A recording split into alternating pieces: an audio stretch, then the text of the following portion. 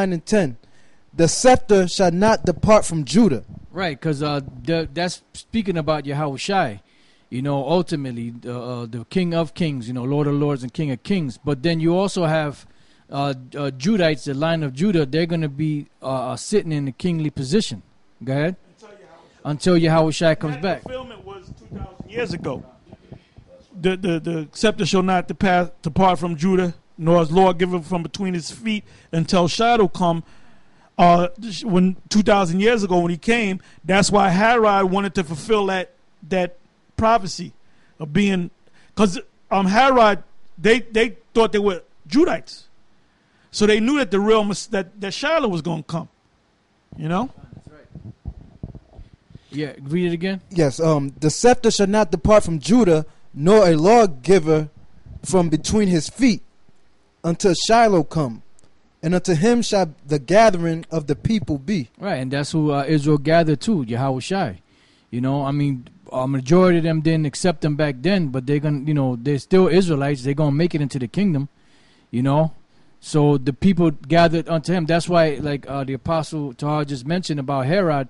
Herod wanted to kill the Messiah because he heard that the king, of Israel was being born, and he understood the prophecy, so he got nervous because he knew that once this particular man came on the scene, him and his family's inheritance of the throne would be in jeopardy.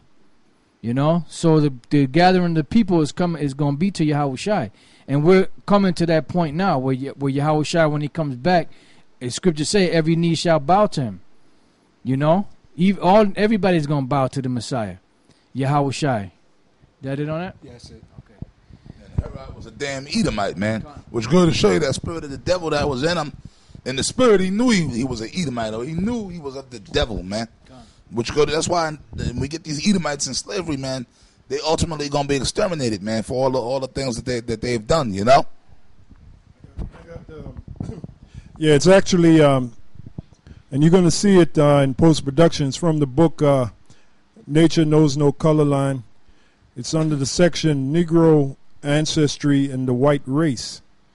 And there's a picture of, you could straight up see it's a Jake, probably a Moor, and he's holding this so-called white woman from behind. Okay, and then the caption of the picture says, 4 times of the day. So four times of the day, you had Jake having sex with these so-called white women back then. This is the result of like today you have in particular you have your Sicilians and the people of Calabrese, because the Moors conquered those areas, and the Moors were having sex with those women.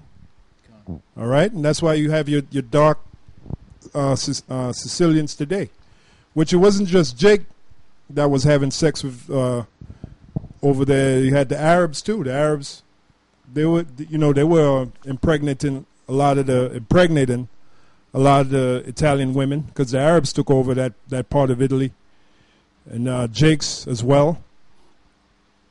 But that's all part of history, man, and that's a history that a lot of you Jakes are ignorant to, and especially you individuals that claim you're in the truth, which you should be ashamed of. That's right. You should be ashamed of that, man, because you're supposed to know this history.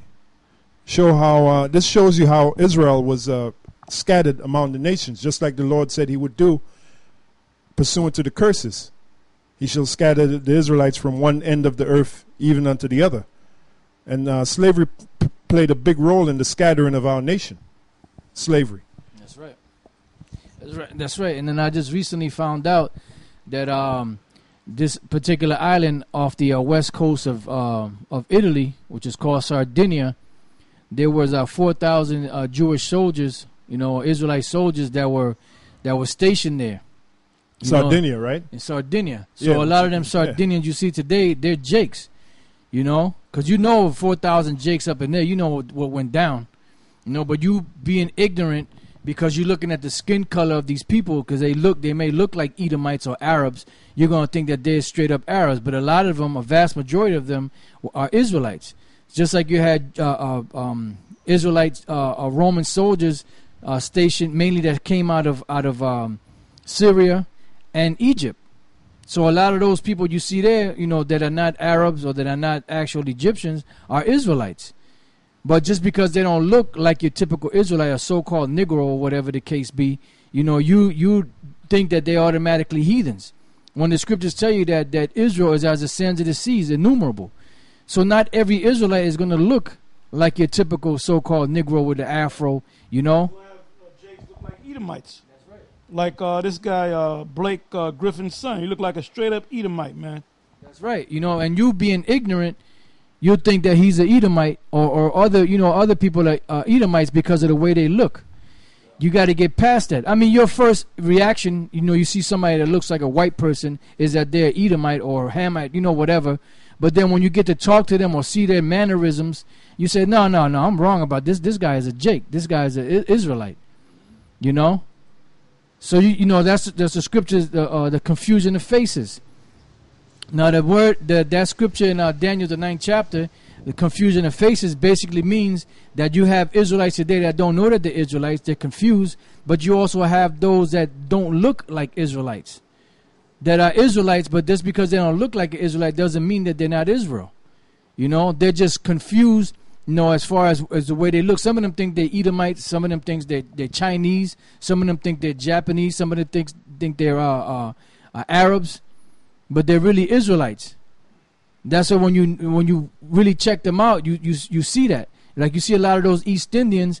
A lot of those East Indians are Israelites. Oh, like there's a singer. I don't know if you keep up with a Gabar named Nora Jones. You ever hear of her? Yeah. Now her father is supposed to be East Indian. He's a famous sitar player. Now she's a nigger woman. Yeah. So you had a lot of East Indians, especially like the Punjabi people. A lot of them they got afros and all that, man. And they'll tell you in a minute that they're Indians, but they're Israelites, man. Yeah, and a lot of them, especially in Punjab, they're shunned by the regular East Indians. They don't have nothing to do with them, They're the caste people or something like that they call them. So you have that among all nations. You have Israelites that are scattered throughout the whole entire world, even going back 2,000 years and before that. Ever since Israel started going into captivity under these different nations, they were spread abroad everywhere. So you don't know who's an Israelite by just looking at them. You have something, brother? Yeah, this is Isaiah 11:11.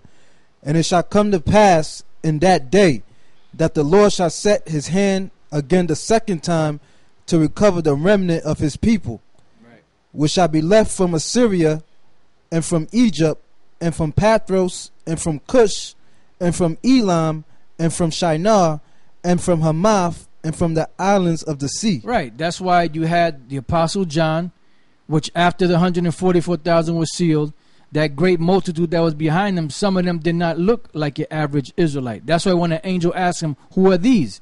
He didn't recognize them. That's why the safe thing for him to say was, thou knowest. And what did the angel tell him? Said, these are they that have come through great tribulation and that washed their garments in the blood of the Lamb. Why? Because they're Israelites. And when the kingdom is established, it's going to be known that, look, these people are Israelites. Like Bruce Lee, and different other Italian, Sicilian, Irish, and other different Israelites out there, As